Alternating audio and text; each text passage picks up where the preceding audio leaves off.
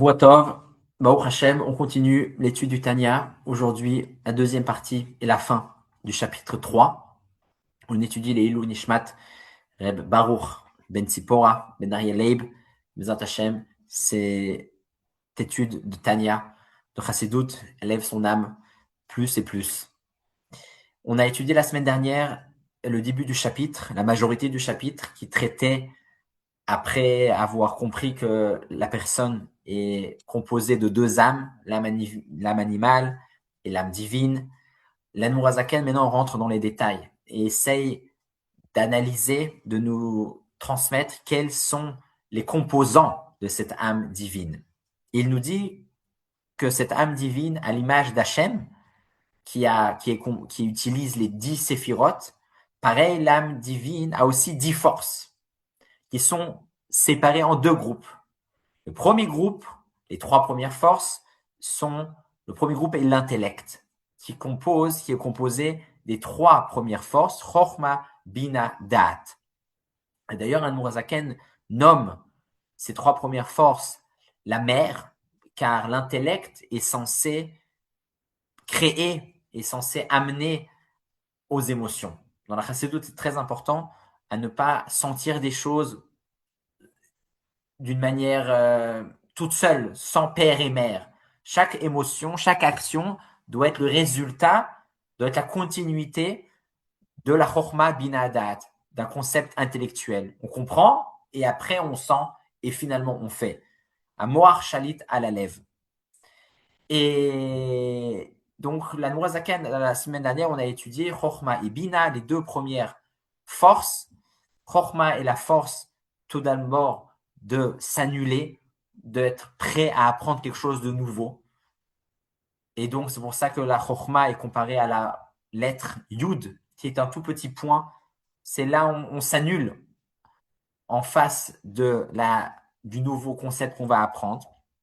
Mais ça ne suffit pas de s'annuler et d'accepter dans la vie. Il faut aussi développer, il faut aussi baser sur ce qu'on nous a donné, adapter, développer. Et ça, c'est ce qu'on appelle la bina. La bina qui va plus dans les détails, qui adapte. Et on avait comparé par rapport à la Torah elle-même, que la Torah elle-même a aussi la Chokhmah, qui est la Torah écrite, les psukim tels quels, sans explication. Et on a la Bina qui consiste en toute la Torah orale, la Mishnah, la Gemara, la Halacha, la Chassidut, tout ça c'est la Torah orale qui explique la Torah écrite. Et donc ça, c'était par rapport aux deux forces, premières forces de l'intellect, Chokhmah et Bina. On avait dit comme quoi les deux sont importantes. Il faut avoir dans la vie un balance des deux. D'une manière première, être annulé à quelque chose de nouveau qu'on veut comprendre. Si quelqu'un il n'est pas annulé et il veut dès le début comprendre tout dans les détails, dès le début que la chose soit adaptée à sa compréhension, alors ça va pas. Ça ne marche pas comme ça. D'abord, il faut avoir la chokhmah. D'abord, il faut s'annuler. Et ensuite, après avoir été annulé, après avoir accepté un certain concept, je peux le développer, je peux aller dans les détails, je peux aller plus loin, je peux l'adapter à ma compréhension. Mais tout d'abord, il faut l'accepter. Tout d'abord, si j'accepte pas, j'ai pas commencé le processus. Et aujourd'hui, on va parler de ce qu'on appelle le date. Date est la troisième faculté, le troisième caractère dans l'intellect, Chokhmah, Bina et date. Et ce date, première chose très importante à savoir, date ne signifie pas comprendre quelque chose mieux. Date n'importe pas quelque chose en plus dans la compréhension. Chokhmah, c'est la base. Bina, c'est le développement avec tous les détails. C'est fini, j'ai compris. Alors, à quoi ça sert date? Date, tout simplement, signifie s'attacher à ce que j'ai compris. Date ne constitue pas comprendre mieux une chose, mais tout simplement constitue à s'attacher à la chose. Une histoire, pour comprendre ça un peu mieux, c'est l'histoire d'un analphabète, quelqu'un qui ne savait pas lire. Comme il ne savait pas lire, il ne pouvait pas lire le courrier. Et donc, chaque jour, un ami à lui, un voisin, venait et lui lisait les lettres qu'il avait reçues. Et tu dois payer ça, et tu dois faire ça, et c'est le docteur, et c'est le rappel. Voilà, il ne savait pas lire. Donc, son ami lui l'aidait. Jusqu'à un jour, comme tous les jours, le voisin vient et il lit la lettre. Et aujourd'hui, malheureusement, dans la lettre, il y a un message tragique. Dans cette lettre, on lui annonce comme quoi son père est décédé. Sur le champ, le fils, analphabète, mais qui a entendu de la bouche de son voisin la mauvaise nouvelle, s'effondre. Il est choqué. Il ne savait pas que son père se sentait mal. C'est un choc. Il s'effondre. Et au bout de quelques instants, il se relève et on essaie de l'aider. C'est comme ça que l'histoire se termine. Qu'est-ce qu'on apprend de cette histoire? Qu'est-ce qui est étonnant dans cette histoire? Les deux personnes, le voisin, le lecteur de la lettre, et le fils, ont appris la même information. Comme quoi, une certaine personne est décédée. Mais la réaction est totalement différente. Le fils, il s'effondre par terre. Et le voisin, bah, il est triste, mais il s'effondre pas par terre. Comment ça se fait? Les deux, ils ont compris la même chose. Les deux, ils ont compris le même message. Pourquoi? Et même le lecteur, le voisin, c'est lui qui a lu en premier. Lui, il a lu dans la lettre originelle, de source. Alors que le fils, il a juste écouté. Mais quand même, le fils, c'est lui qui s'est effondré. Quelle est la différence entre les deux? La différence entre les deux, c'est le date. Les deux, ils ont compris la même notion. Comme quoi, quelqu'un est décédé. Mais chez le fils, bah, c'est son père. Donc c'est sûr qu'il est très attristé. C'est sûr que ça le touche, c'est sûr que c'est normal qu'il s'effondre. Chez l'autre, il est triste, mais il ne s'est pas effondré par terre. Il n'était pas tellement attaché à cette personne-là, il ne le connaît même pas. Donc, c'est pour ça qu'il ne s'est pas effondré. Pareil, c'est ça le da'at. Da'at, c'est s'attacher à ce qu'on a compris. Et c'est très, très important. Parce que tant qu'on ne s'attache pas à ce qu'on a compris reste une théorie qui nous influence pas. Si on veut être influencé par ce qu'on a compris, si on veut vivre avec ce qu'on a compris, on doit mettre en marche le da'at. Et c'est avec cet esprit-là que Shlomo Ameler, dans Mishlei, il compare Chochma et Bina à la construction d'une chambre, la structure de la chambre. Et Chochma iban et bait, ou bitvuna itkonan. Par contre, ou bedat, le dat chadarim yimalu. Le dat amène la lumière, donne le contenu de la chambre.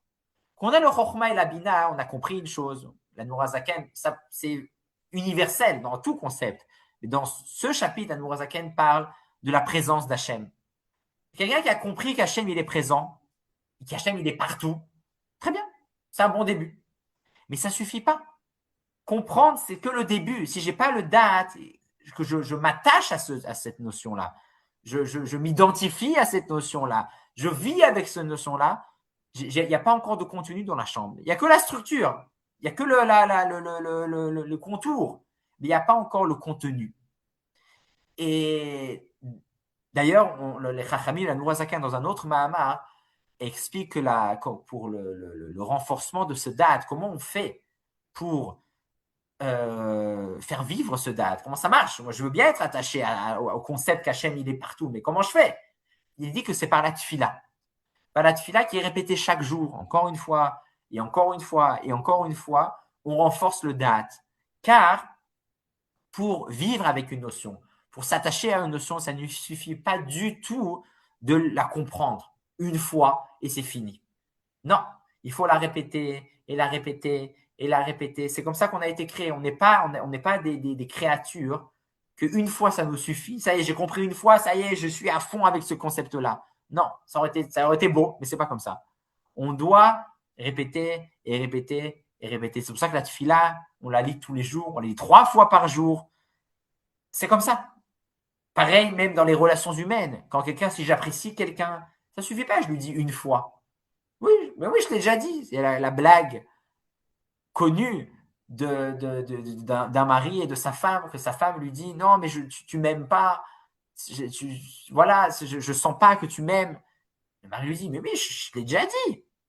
Mais quand tu me l'as dit? Bah, il y a 20 ans sous la roupa. Je t'ai dit, mais ça fait 20 ans. Depuis, il y a 20 ans, ça suffit pas une fois. Il faut le répéter. Et ça, c'est dans tous les domaines comme ça. C'est comme ça. Ça a l'air redondant, mais il faut, si on veut que ça soit quelque chose de vrai, on doit le répéter, on doit se le répéter à soi-même. Et d'ailleurs, c'est lié à ce que le Talmud nous dit qu'à l'époque, les gens, quand ils étudiaient quelque chose, ils étudiaient le Talmud, ils étudiaient n'importe quoi, la normalité, c'était de l'étudier 100 fois. C'est normal, classique. Étudier égale avoir lu 100 fois. Quelqu'un qui n'a pas lu 100 fois, ça s'appelait pas, ça ne veut pas dire qu'il a étudié encore. Nous, aujourd'hui, on est très loin. On est même, aujourd'hui, malheureusement, on cherche toujours le nouveau. On cherche toujours des nouvelles idées. On adore les nouvelles idées. Quand c'est quelque chose qu'on a déjà étudié, ah, mais j'ai déjà étudié ça, ça m'ennuie. Ça ne devrait pas être comme ça. On devrait normalement répéter et répéter et répéter. Mais si j'ai déjà étudié, j'ai déjà compris que ça fait rien. C'est ça le chemin pour le date. C'est ça le chemin pour s'attacher à la chose. Et d'ailleurs, le Zohar définit le date comme une clé. C'est pour ça que dans la fiche du shiur d'aujourd'hui est une clé. Que le Zohar dit le date, c'est la clé qui ouvre les 6. C'est la clé qui ouvre les 6 émotions. C'est le date, c'est le passage. D'ailleurs, dans le corps humain, le date, c'est la gorge qui est entre la tête. La tête, c'est Chokhmah et Bina. Et le corps, c'est les émotions jusqu'à l'action. Mais entre les deux, des fois, il y a un grand trou. Des fois, il y a un grand fossé entre l'intellect, entre la théorie, j'ai compris, et la pratique. Pourquoi? C'est un manque de date. Comme c'est connu et comme on voit clairement, tout le monde comprend que fumer, c'est pas bien. C'est clair. Personne, je pense, aujourd'hui que fumer, c'est bon pour la santé. Mais malheureusement, beaucoup de gens fument encore. Mais pourquoi? Ils ont compris. Compris, ils ont compris. Comme nous, comme vous et comme tout le monde. Mais qu'est-ce qui manque? Ils n'ont pas de date. Ils ne s'identifient pas à ça. Ils ne sont pas liés à ça. C'est pour ça qu'ils fument encore. Et on comprend tous plein de belles choses. Mais malheureusement, ça ne suffit pas de comprendre la belle chose.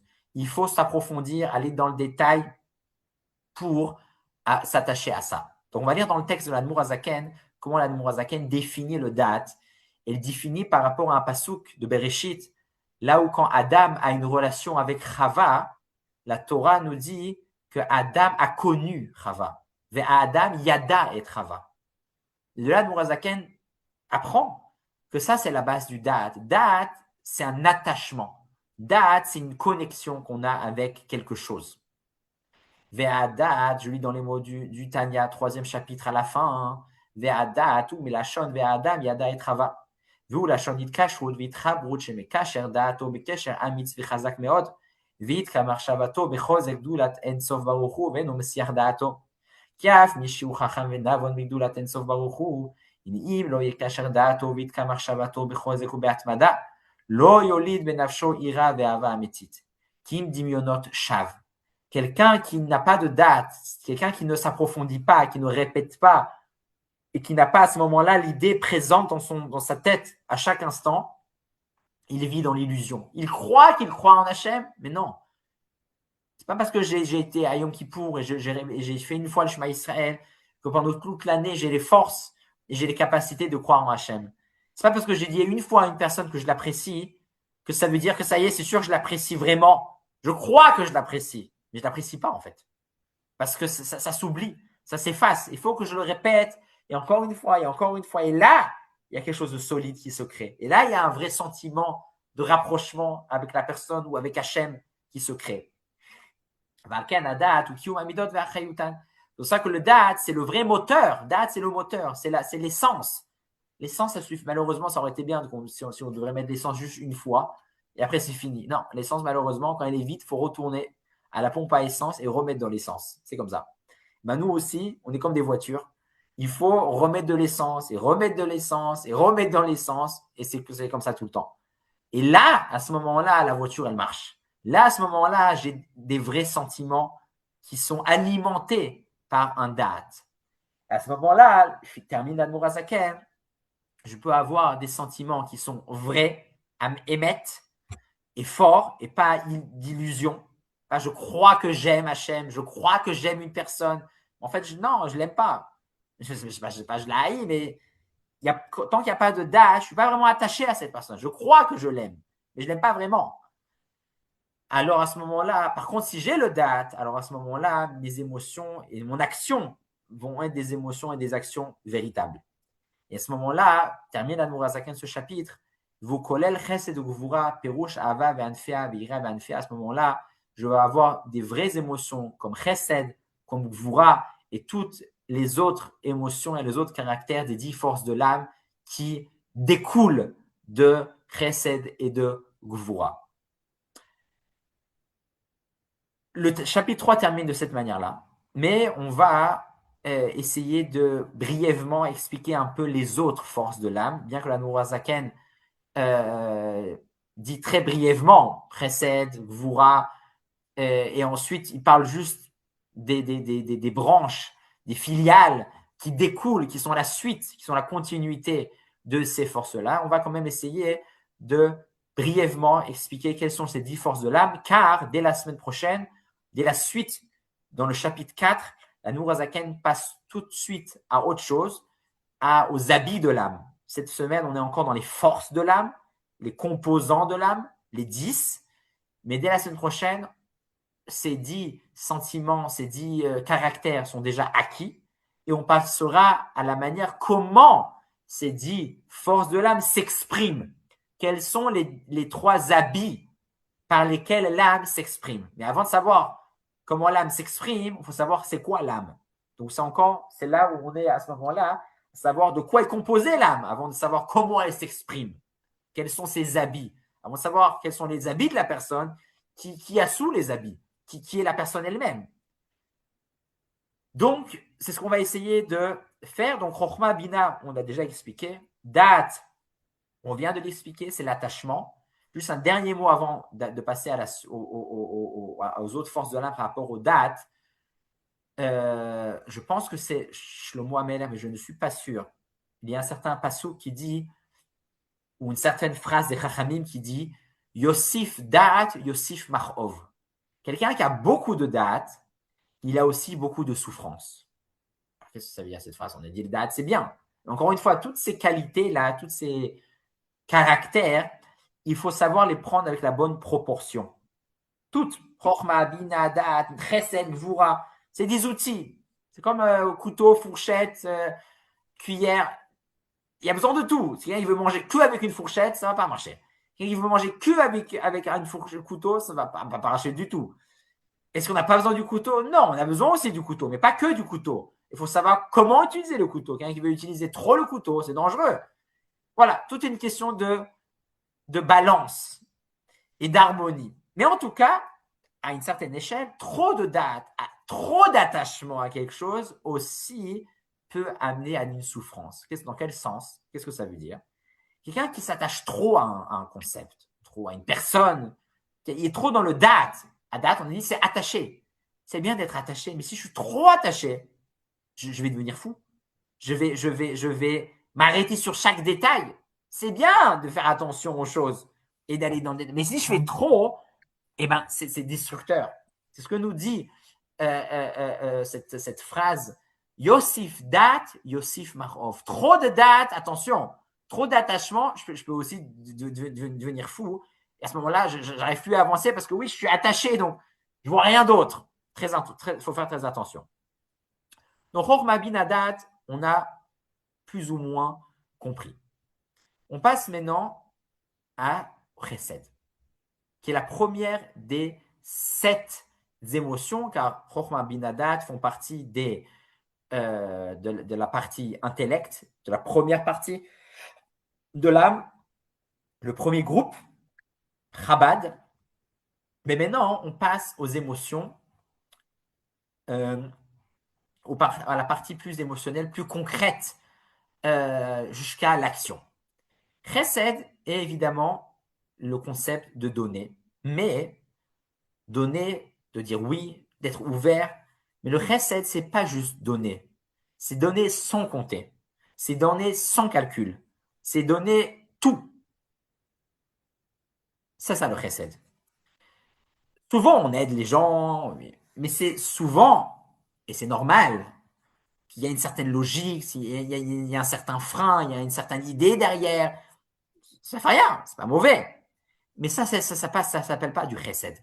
Chesed, c'est vraiment quand je suis totalement, je suis là. Je suis là pour aider, je suis là pour donner. Et ce qui est très intéressant que dit le Zohar, Chesed de Azilim Kulo Yamin. Le Chesed accompagne tous les jours. On sait que chaque jour de la semaine, les 7 jours de la semaine, sont liés chacun des jours à une séphira, à une qualité. C'est ce qu'on lit tous les jours d'ailleurs dans Sphirat HaOmer en ce moment. Donc ça tombe bien qu'on est dans ça. Et en tout cas, le chesed a cette qualité d'accompagner tous les autres jours. Ça veut dire quoi?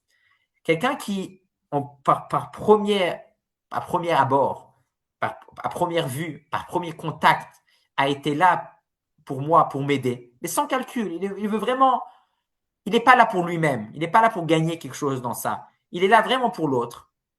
À ce moment-là, ce sentiment-là va l'accompagner jusqu'à la fin. C'est-à-dire, exemple, vous avez rencontré un ami ou quelqu'un qui n'était pas encore votre ami et il vous a aidé, mais vraiment spontanément, gentiment, sans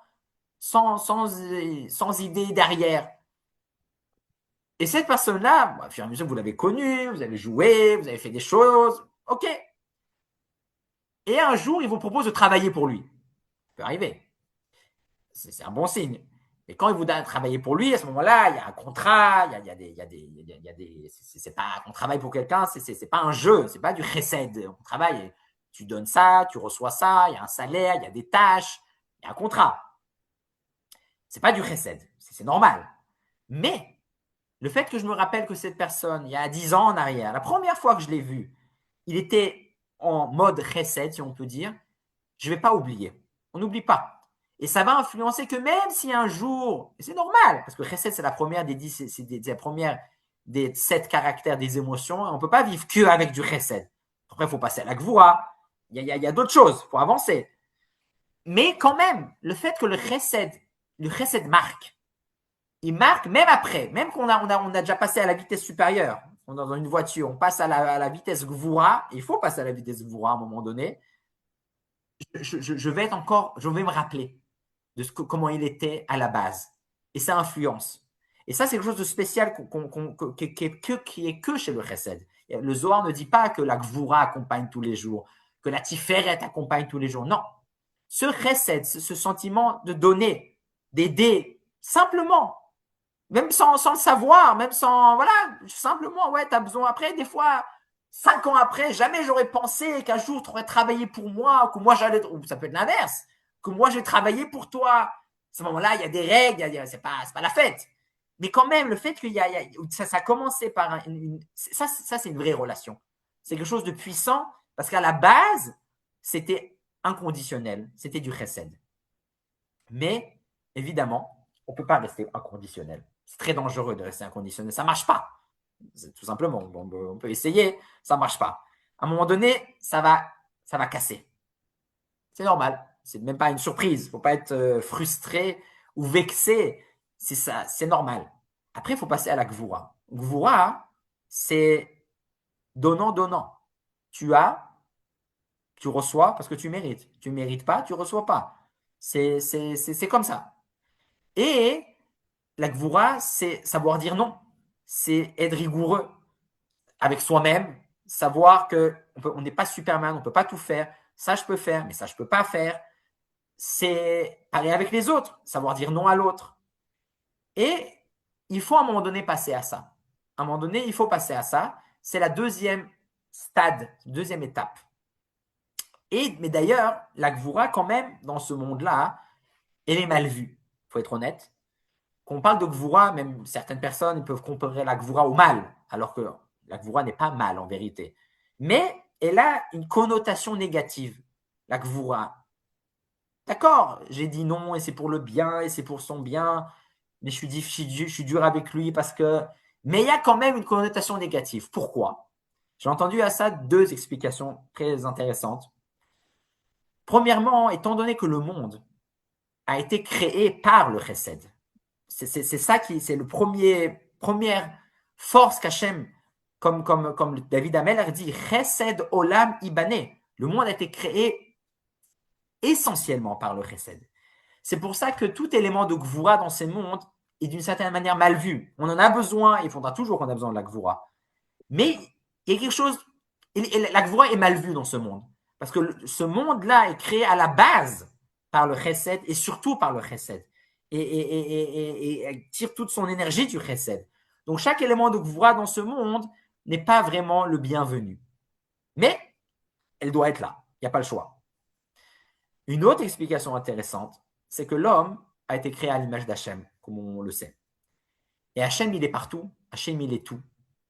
Et nous aussi, on a souvent cette volonté, on est attiré par être des Superman. Tout faire, et je vais faire aussi ça, surtout dans notre génération, encore plus qu'avant. On croit qu'on peut tout faire, et faire ça, et faire ci, et faire ci. Recette, sans limite. Mais c'est pas ce qu'Hachem il veut. On a en nous, comme nous-mêmes, on est créé à l'image d'Hachem, on a on est attiré par cette image divine de vouloir tout faire et d'être partout. Mais Hachem nous dit non, tu as du divin en toi, mais tu n'es pas divin.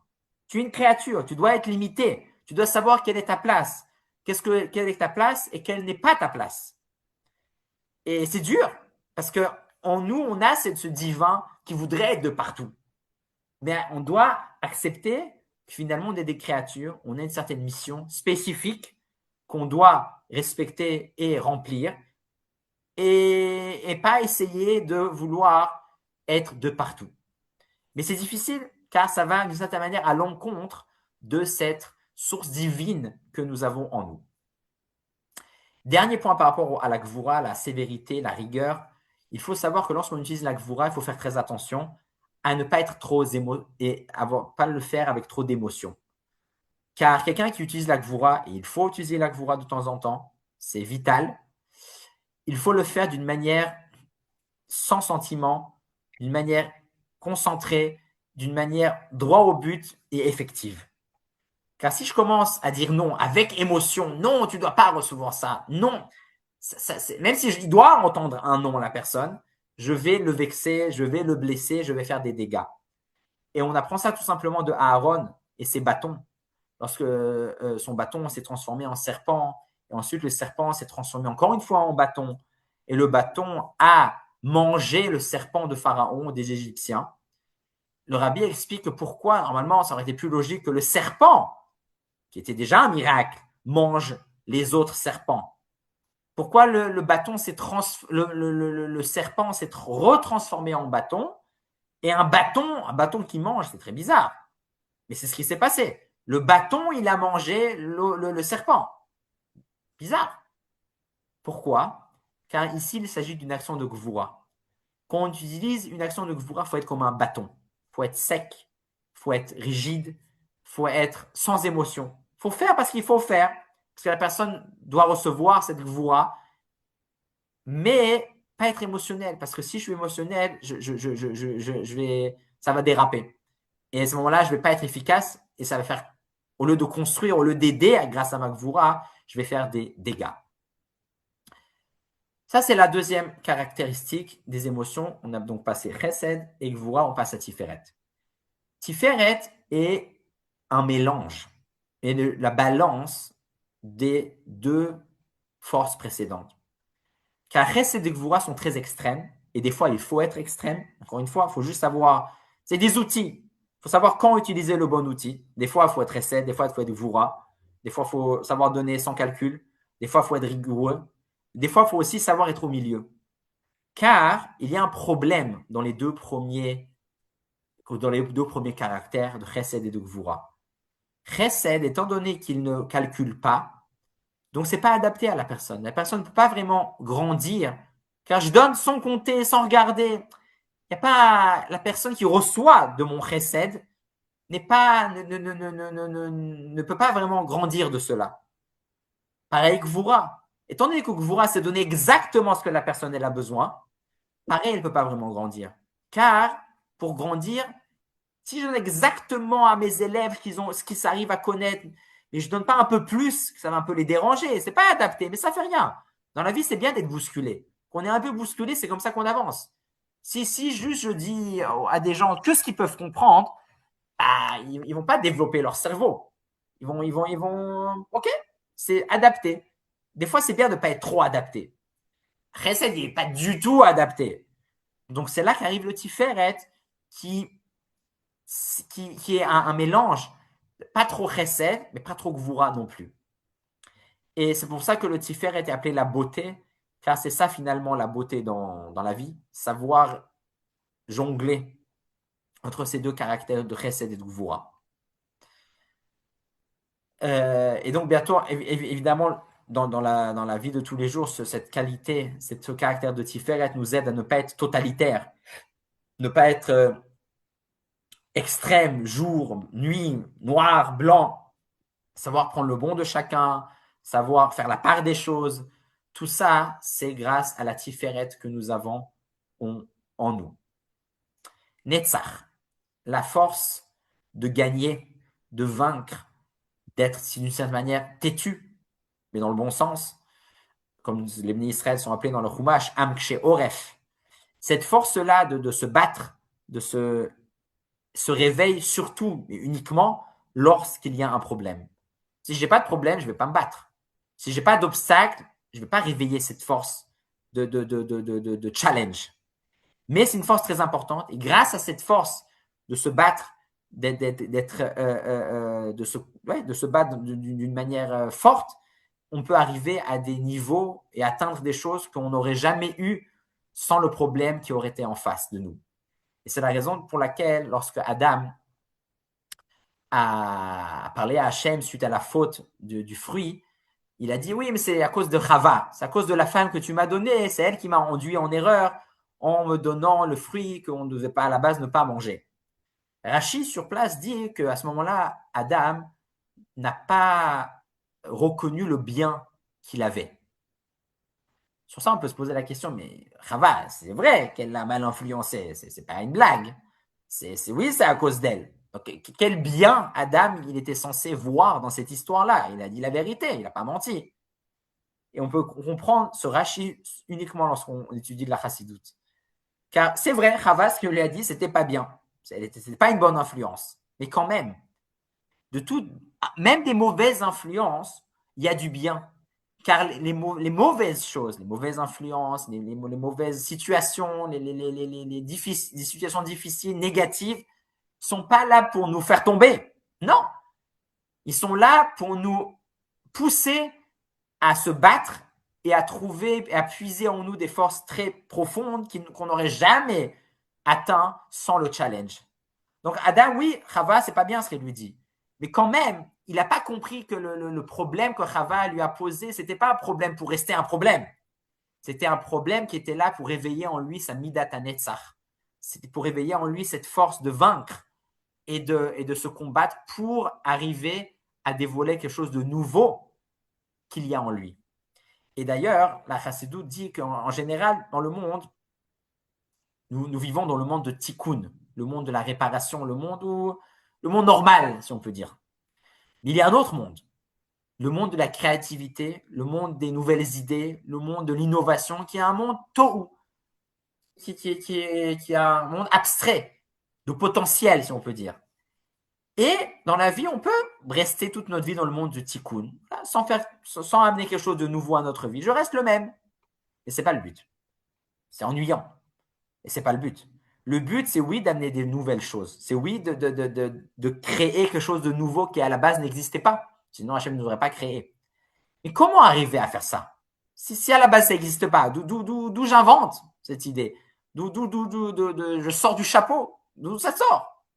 Dit la Chassidoute, ça sort seulement avec Midat HaNetzach. Amener des nouvelles choses dans le monde, c'est pas simple. Il faut se battre. Parce que si c'est simple, il ne faut pas se battre, mais c'est que la chose, elle est déjà à portée de main. C'est que la chose, elle existe déjà. Les nouvelles inventions, il faut convaincre la terre entière que c'est bon. Si je n'ai pas besoin de les convaincre, bah c'est qu'il n'y a rien de nouveau. Donc s'il n'y a rien de nouveau, je n'ai rien fait de nouveau. Si je veux amener quelque chose de nouveau dans le monde, je peux être prêt, je dois être prêt, qu'à la base, les gens ils vont dire, mais qu'est-ce que tu fais? Ça ne sert à rien, c'est n'importe quoi. C'est normal que les gens ils vont dire ça. Mais si quelqu'un il me dit ça, je peux me dire, je suis en train de faire quelque chose de nouveau. C'est un signe que je suis en train de créer quelque chose. C'est un signe que je suis en train d'amener des lumières des éléments du Olamatou, qui a des grandes puissances dans ce monde-là. Mais ça marche qu'avec Netzach. Si je ne suis pas un combattant, ben je ne vais jamais créer quelque chose de nouveau. Je vais rester tel quel. Donc, la Midat Netzach est très importante. Hod. Hod est la qualité d'accepter, la qualité d'être humble, la qualité de savoir dire pardon, de savoir accepter ses fautes, accepter ses erreurs. Et dans la vie d'accepter ce qu'on ne comprend pas, mais l'accepter. Et dans la vie de tous les jours, ce qui est très important, souvent, on a pris des décisions dans le passé, que ce soit un poste, un travail, une décision de ville, se marier avec elle, avec lui. Et souvent, après un certain temps, on a du mal, des fois on remet en question. Et c'est là qu'on a besoin de réveiller en nous le Hod. Hod, c'est accepter. À l'époque, j'ai décidé, j'avais des raisons, j'étais pas fou. Et même si j'étais fou, Hachem, il m'a poussé à décider comme ça.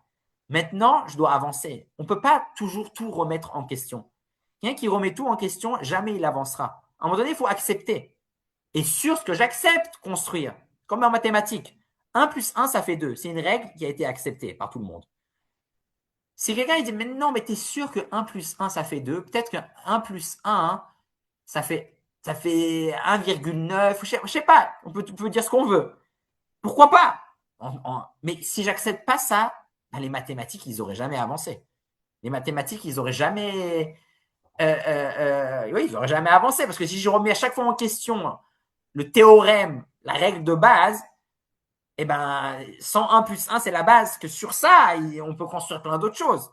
Pareil, dans la vie, on doit, à un certain moment, à un moment donné, encore une fois, c'est pas universel et c'est pas absolu. Des fois, il faut, oui, se remettre en question. Mais des fois, il faut savoir accepter et avancer avec ce qu'on a. Mais pour ça, il faut être battel, il faut être annulé à la shgacha pratique, à ce qu'Hachem nous a envoyé, à qui on est nous-mêmes, et tout simplement avancer. C'est la raison d'ailleurs pour laquelle, petite anecdote, dans les cartes d'invitation Chabad, toujours on mentionne les détails de l'invitation du mariage du rabbi qui était à la 5e heure. Et bien qu'un mariage il va être à 3 heures, à 4 heures, toujours on garde le texte de la 5e heure et en bas on écrit oui c'est finalement c'est à 4 heures, mais on garde l'heure originale où le rabbi s'était marié à 5 heures. Et j'ai entendu une fois que c'est pas par hasard, car Hod, c'est la 5e des 7 émotions. Et c'est la force qui est très importante pour le mariage. Car à un moment donné, on peut tous se dire oui, mais est-ce que c'était la bonne, mais est-ce que c'est le bon?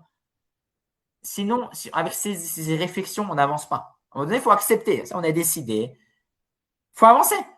Et c'est pas, ça serait une des raisons pour laquelle que le chiffre 5 est lié profondément au mariage, à cette grande décision, une très grande décision. Après qu'on l'a prise, on l'a prise, on passe à la suite.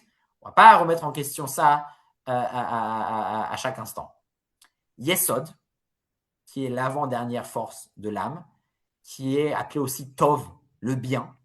Car Yesod est aussi une forme de donner, mais c'est de donner d'une manière privée, d'une manière personnelle, d'une manière intime. Dans le Zohar, on lit ça chaque vendredi soir avant Shabbat. Yesod, c'est les organes génitales. C'est les organes intimes que c'est donné. C'est comme un cours privé. Je peux être professeur dans une classe avec 20 élèves. Je donne, je transmets. Mais je peux aussi faire un cours privé. Et c'est aussi une capacité qu'on doit aussi avoir. On ne peut pas faire que des cours privés.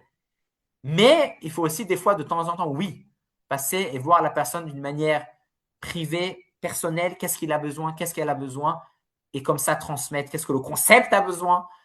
Et pour cela, pour savoir être des Yosef, d'ailleurs Yosef, il est lié au Yesod, il est le donneur d'une manière adaptée, mais au millimètre près, il faut savoir beaucoup écouter. Si je veux donner à une personne d'une manière profonde, je dois l'écouter énormément, parce que sinon je ne la connais pas. Si je veux savoir donner d'une manière personnelle, je dois bien connaître la personne. Pour bien connaître la personne, il faut d'abord beaucoup écouter la personne et pas tel que moi je vois la personne. Donc ça, c'est par rapport à Yesod.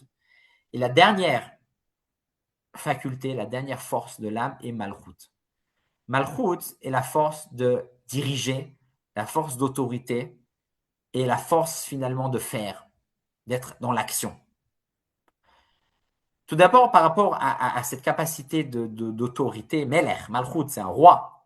Le Zohar dit que pourquoi le Malchut elle est roi? Parce que En la megar makloum, elle n'a rien par elle-même. Elle est vide. Et sur ça, on peut se dire, mais ça veut dire quoi? Parce qu'elle est vide, alors elle règne. C'est bizarre. Un roi, s'il veut régner, il doit être puissant, il doit être fort, il doit avoir beaucoup de choses en lui. Nous dit la Chassidoute, non, c'est exactement le contraire. Quelqu'un qui a une vraie autorité, c'est quelqu'un qui sait se mettre de côté, qui sait mettre son ego de côté et réfléchir que à la personne qui est en face de lui. Ça, c'est un vrai dirigeant. Ça, c'est un vrai directeur. Directeur, c'est quelqu'un qui se met lui-même de côté, ses propres intérêts personnels. Il réfléchit à l'intérêt de son entreprise, de sa communauté, de sa famille, de son groupe, de son projet. Des fois, c'est pas les mêmes. Des fois, mon intérêt privé, ça va être ça. L'intérêt du projet, ça va être autre chose. Si je suis un vrai dirigeant, alors je n'ai rien avec moi-même. C'est-à-dire, je suis vide. Je suis pas concentré pour moi-même. Je suis là pour servir le concept. Et donc ça, c'est les vrais dirigeants. C'est pour ça d'ailleurs, un bon docteur, c'est pas un docteur qui fait ce qu'il veut. C'est un docteur qui suit les règles de la médecine et, et en fonction de ça, il me dit quoi faire. Mais si un docteur, il suit, ouais, moi je pense, je sens comme ça, c'est n'importe quoi. Un pilote, c'est quoi un bon pilote? C'est pas qui va où il veut et qui fait ce qu'il veut dans le cockpit. Un bon pilote, c'est celui qui suit les règles de l'aviation. Pareil, un vrai roi, c'est pas il fait ce qu'il veut. Ouais, il a beaucoup de caractère, il fait ce qu'il veut. Non, il fait ce qu'il veut, il est dangereux. Moi, je ne le suis pas, cette personne. C'est quelqu'un qui suit les règles d'Hachem, les règles de la vérité. Lui, c'est une personne qu'il faut écouter. Et c'est lui qu'on va vraiment écouter. Les autres, on ne les écoute pas. Ça ne donne pas envie. Donc, quand on voit qu'il a beaucoup de caractère, en général, les gens, ils n'aiment pas écouter les gens qui ont beaucoup de caractère. Parce que ces personnes-là, je passe d'un caractère, on va dire, autoritaire dans le sens qu'ils disent qu'est-ce qui les arrange eux. Alors ça, il faut les fuir, ces gens-là. Et donc ça, et on a tous en nous cette possibilité de pouvoir transmettre, de pouvoir donner, de pouvoir se mettre de côté et voir la situation d'une manière objective. Malchut, c'est être objectif et passer à l'action. L'action, c'est je fais. Je mets mes sentiments, je mets ce que je sens d'une manière égoïste, d'une manière brute de côté, et à un moment donné, je passe à l'action, je fais ce qu'Hachem y veut. Donc ça, c'est les 10 forces de l'âme. J'espère que c'était clair. On va juste en résumer ce qu'on a vu aujourd'hui. Surtout le date, c'est comme ça que l'Admour Azaken finit le troisième chapitre. Et ce date, donc, est très important car c'est l'attachement qu'on a suite à la compréhension. Et ensuite, on a donc les 7 autres forces, Chesed, donner sans calcul, Gvura, donner uniquement ce qu'il y a besoin avec un calcul très très précis, Tiferet, la balance des deux, Netzach, le combat, être acharné et aller jusqu'au bout et ne pas baisser les bras. Hod, accepter, savoir, avouer, ne pas trop réfléchir. Yesod, donner d'une manière personnelle. Et Malchut, l'autorité qu'on nous avons envers les autres, envers soi-même et tout simplement l'action. Juste pour terminer, une histoire de l'Anmour Azaken par rapport aux dates, lorsque il était une certaine période chez le Magui de Mezerich, son maître, il est revenu et il a dit, j'ai appris chez le Magui de Mezerich, comme quoi, maintenant je peux dire que je crois en Dieu. Et les gens, ils lui ont dit, mais tu savais déjà ça. Mais même la femme de ménage, elle croit en Dieu. Qu'est-ce que c'est pour ça que tu as été chez le Magui de Mezerich? À ce moment-là, l'Admour Azaken a dit, non, il y a une grande différence. La femme de ménage, elle dit qu'elle croit en Dieu. Moi, je comprends, je suis attaché, j'ai le date, aniyodea, que Hachem, que Hachem existe. Et c'est deux mondes différents. Dire une chose et vivre